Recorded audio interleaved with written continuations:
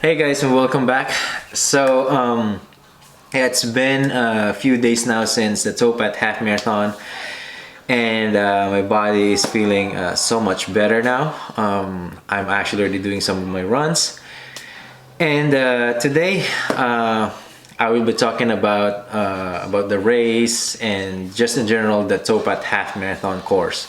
The Towpath half marathon was actually in Cleveland, Ohio. That's about like 2 hour drive from Columbus. We left the day before the race, and I'm actually really glad that we actually went to the course. When we got there, because I mentioned it before that I watched this race before, and I said that the course seemed to be like real flat, but of course that was only the part of the race. I just did not really know the entire course. So yeah, we went there, and then when we got to the course, I just really noticed that I was noticing some of these hills, and just kind of like it wasn't like totally flat. I've seen some sections that just were very flat, but like like it was just kind of like mix of like hills and flat section of the course.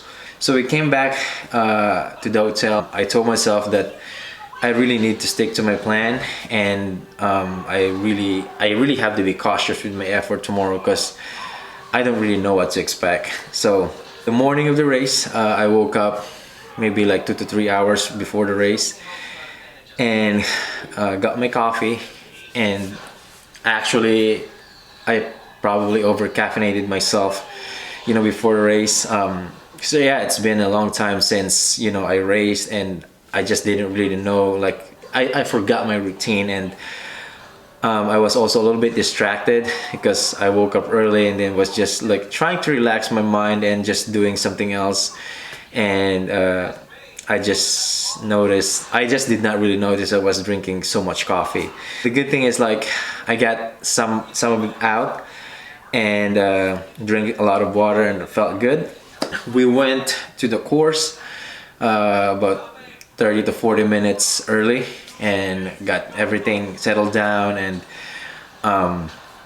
ate a teaspoon of like peanut butter, and that's basically what I eat, like just 30 to 40 minutes before the race. And I also brought a gel with me just in case. When I train, like, I just don't really eat. Just basically just drink some water, and if I'm doing something intense workout, then I sometimes bring my like Gatorade, like electrolyte drink and stuff like that. So since I know that I'm gonna be running more than an hour, so I decided to bring a gel just to be safe. And yeah, actually the weather was not really cold, but if you guys notice, I was wearing gloves. The reason why I was wearing gloves is actually that's how I carry my gel. It's a lot easier, it's a lot convenient. So the race started, and I would say the first 5K of the race actually went very smooth.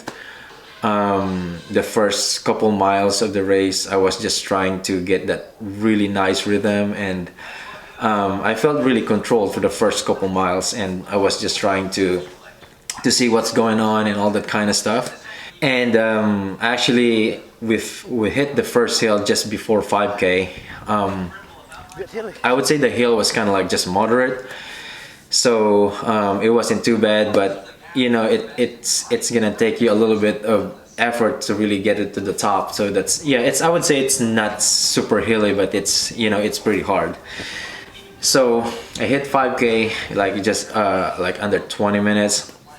So from 5K to 10K, that section of the course was just really flat. So I was really just trying to stay focused on my pace. And I think the only thing that I noticed, I remember, there were just a lot of turns, and that's pretty much like between that section. So I hit 10K just under 40 minutes. So I was just really like in that kind of rhythm, is trying to hit that like a very consistent pace. From 5K to 10K, that's basically was just like a real good section of the course because it was pretty easy. And then heading to like the second half of the course, I would say that really the hardest part was between like just a little bit over 7 miles to 11 mile section. That section of the course was actually kind of like an out and back. So it's like just a little bit over 7 miles, and then the turnaround is like around 8.4, I think. And that section of the course, it was just, like I said, it's probably the hardest section of the course. It was like parallel to a busy road, so which is like a very open, section of the course. It was just so windy as far as I remember, and I was really having trouble like really maintaining the pace right there. It's because of the wind, and also in that section we had to cross like these two bridges, and there were like some like hills as well. So yeah, like I said, that section of the course was just so hard because it was windy, and then like some hills.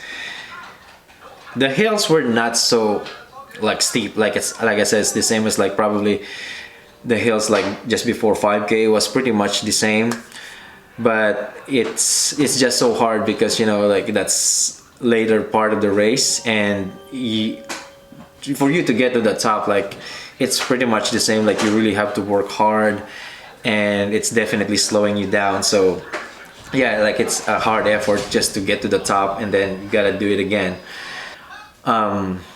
So after that, I reached mile 11, and actually that's where I felt that my right hamstrings were like giving me some problems. I felt that I was gonna really cramped, and I was a little worried at that time because I was really on track to run a sub 125, and I said like if this thing get worse, this is just gonna be a disaster, and I'm really getting like really close to finishing this race.